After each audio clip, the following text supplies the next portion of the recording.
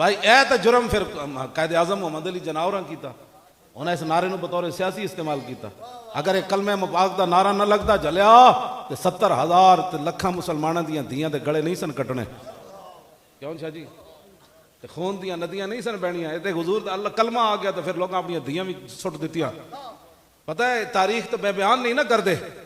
खूने मुस्लिम अर्जा मेरे को किताब है, लिखा एक नौजवान लुटिया पटिया पाकिस्तान पहुंचा तो कहने लगा मैं एक जगह गुजरिया, उत्थे हिंदू ते सिख लौंडे एक ढेर लगे हुए सी ते रक्स कर रहे सन, इंज लुडियां पा रहे सन।